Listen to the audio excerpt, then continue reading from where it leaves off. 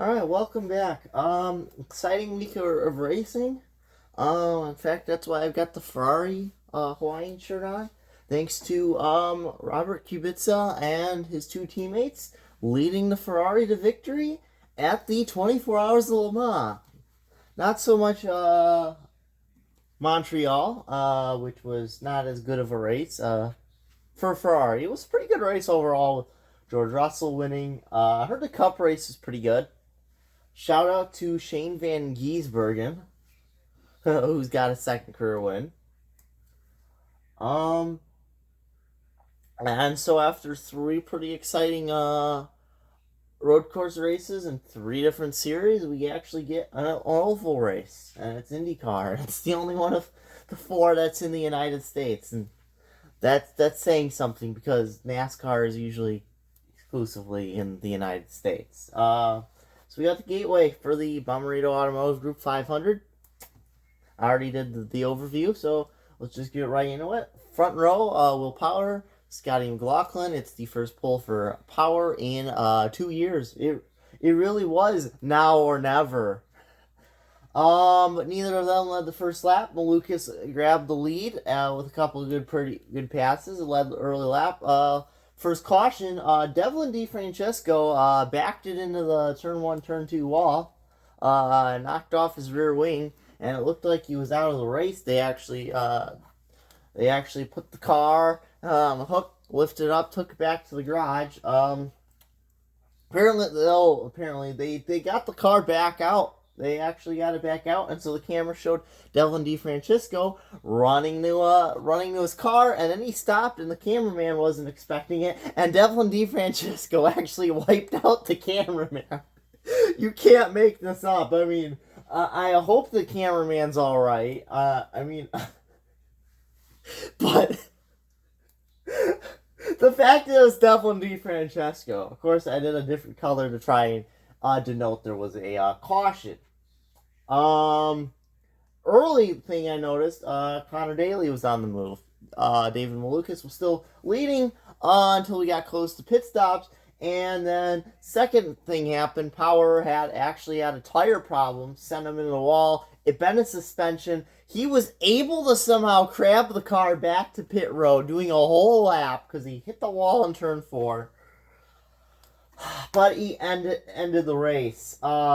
This actually I think Devlin getting back in the race actually threw off the official race reports because it lists the Power accident as being the first caution, laps 4 through 9, and the Devlin crash being here. And that was really weird. But Power's your first retirement. He's your 27th place finisher. Wild pit stops happening. Christian Lundgaard stalled. He missed his pit, not stalled. He missed on pit road. Scotty the Mac's the one who stalled. He stalled on pace laps. Lundgaard stalled. Christian Lundgaard stalled. He missed his not stalled. He missed his stall. They actually held up Palou. Palou ended up at like 17th at one point. He was very much mortal today. Also, Christian Rasmussen had like a fire on pit road. Like, his car was on fire for a bit. They reckon it was burning off some excess fuel. He was forced to come in early on the next stop, which the timing of the next yellow would be key as to whether or not he'd be caught out or if he'd be able to get back on the strategy. This allowed Scotty Mac to lead. There was a lot of good racing. It was I was fearing a 2020 gateway, as I always fear a 2020 gateway. But we had a good gateway. Well, sometimes we get bad gateway where you can't pass during the arrow. This is one where it was definitely tricky to pass once the tires went away, but you still could make passes towards the ends of the runs. Scotty Mac led, and then the inevitable happened. After the cycle, Joseph Newgarden took the lead. Christian Rasmussen had to pit around like lap 85, so this is a lot before anybody came in. And so he's lapping guys. He's gonna come up to even lap Palou's in 13th place. So he's sitting there for a few minutes. And then as he's getting pretty close, so it's like any lap now. And then Louis Foster, who's doing a solid race, running 11th. He's trying out running a little bit different groove than the guy right in front of him was Santino Ferrucci. And Foster just got up a little bit in the gray in turn 4, which was the problem corner tonight. And he ended up hitting the wall. Now, for whatever reason, IndyCar, they waited on this yellow, which was really strange, and I didn't get. And they waited, and his car Foster's car ended up pitching sideways by the time the yellow came out. Unfortunately, Plo and Newgarden, they took different spots. Plo went high, was able to avoid Foster. Newgarden went low. He ends up actually flipping and sliding upside down much of the front straightaway. It was a very scary crash. Thankfully, both Newgarden and Foster are okay. Newgarden did not want to talk to any reporters, and after the year he's having, I kind of don't blame him. Foster definitely says it was kind of on him for the initial impact, and then and then there was there was pit row unsafe releases for Scotty Mack and David Malukas, caused them both to get 3-place penalties, for the restart, which saw Pato leading on the restart. He was immediately passed by Connor Daly in the Tire to Pricks car, and Daly just had a field day. He did not lead the most laps because David Malukas exists, but he led more than any other driver. I didn't include actually any of Newgarden's. So Newgarden, Scotty Mack might have been. Scotty Mack ended up dropping out late after the final yellow due to another tire issue. So none of the Penske drivers finished. That's on me. I should have done that. You can blame me. Scotty Mack and Newgarden definitely led. Yep. They're the only ones who led because I remember there's 14 different leaders and only got 12 laps led. Anyway, pit cycles. Under this, Kyle Kirkwood's doing a lot of undercut. Comes out in front of Malukas. Malukas is trying to go to the outside, and it looked like Kirkwood put Malukas in a wall initially. And on second glance, it does not look that way. But I don't know. I thought maybe Kirkwood at least just got a little loose in the corner, and Malukas was there. But no, I think Malukas got squirrely, and he grazed the wall. IndyCar was really quick to throw the yellow. They were afraid of another Foster scenario, and I can't blame them. During all this, Scott Dixon ended up being on a lap by himself at one point. He ended up getting a free pit stop, and then they waved the entire field around, so that erased his lap deficit. Unfortunately, I thought we were going to see Dixon pull a vintage Dixon moment. Scotty Mack was out. This is around when Scotty Mack was dropping out of the race. He ended up officially being 34 laps down and out.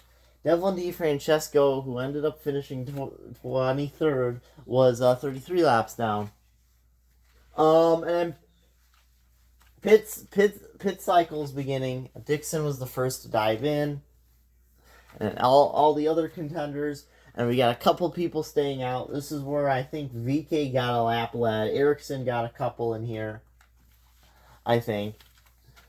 And then this is where Callum Islet and Felix Rosenquist lead a few laps. There's thoughts that maybe they can stretch it, but they ended up bailing. Callum Islet ended up coming in on lap around 256. There was a thought I think maybe Islet could have gone the distance, but I think they knew they were going to go so slow at that point. They weren't even going to win because Kirkwood was massively closing. And Kirkwood took the lead, and O'Ward and Christian Rasmussen were trying to get right on his tail. the white flag happened, and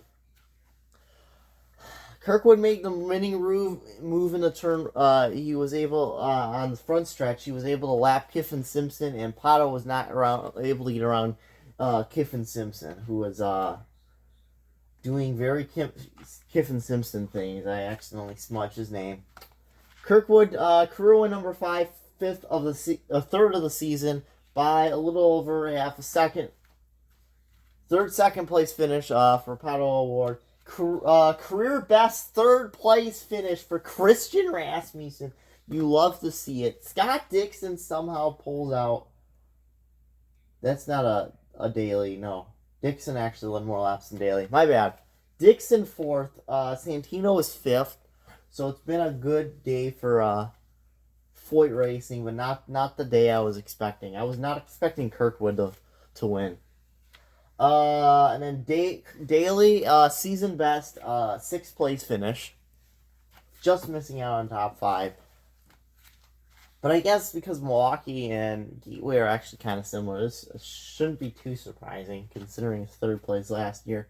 VK 7th, Alex Patrician in 8th. Marcus Armstrong, solid year for him. He's got another 9th. Give a shout out to Robert Schwartzman. First career top 10 for Prema Racing in only their 8th race. These are the things that make IndyCar so great. Some of these underdog stories. Alexander Rossi also on the lead lap. David Malukas in 12th. This was, oh man, what could have been yet again.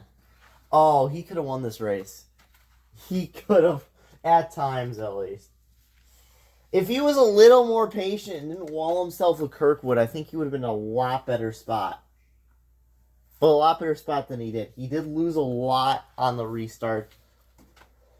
I'm still not entirely... He might have been slowed down a little bit from the wall contact, but nothing too serious, I guess. Marcus Ericsson, 13th. Christian Lundgaard, 14th. Kiffin Simpson goes a lap down at the end. Rosenquist is also a lap down. So is Herta. So is Callum Ilott. That is a season best 18th for Callum Ilott, which doesn't sound like a lot, but it beats his 19th. And now he's flush with Jacob Abel. Everybody else in the field is at least a top 10, aside from Foster and DeFrancesco, who have 11s. So, but Ilott was running he was running 15th most of the night, so it looked like he was going to get a top 15. And then, unfortunately, he gambled and he lost. Siegel 19th. He actually nearly forced Scotty Mack into the grass at one point. It's a really risky move. Especially a guy who wasn't producing, but hey, he's now got another year at McLaren confirmed. They really hope the Nolan Siegel experiment needs to work out, otherwise, at least it seems like the 6 is stable for a bit. Stingray Robb, completely a non-factor. Jacob Abel, completely non-factor, 2 laps down. Graham Rahal, 7 laps down on pace. This man is 18th in points. He was 18th in points last year. The Rahal magic on ovals is just gone. It's gone. I'd say he needs to consider scaling back to doing road courses and the 500, but he's dreadful at the 500 these days. He's a non-factor there. He hasn't been in years. 2022, he was okay. 2021, he was a threat to win, and then his pit crew let him down and put him out of the race. DeFrancesco finished. Rahal's somehow, because he was the only one who didn't develop problems other than lack of pace, ended up being the best finish. The bottom 6 are all Rahal and Penske's. Yeah, this review is going on really long, but I've had 30-minute ones in the past, so as you can see, Pato and Kirkwood are eating into that Palou lead. See, there's Lundgaard, then Dixon,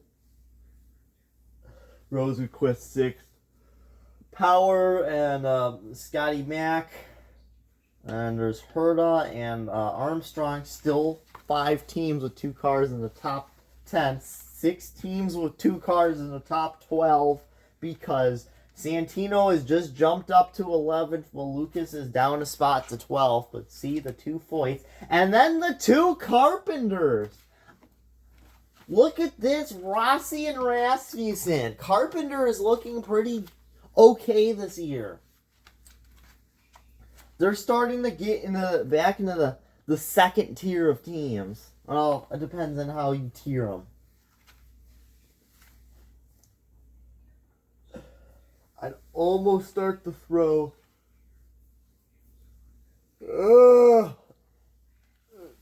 It's rough. And then in 15th is Rinus VeeKay.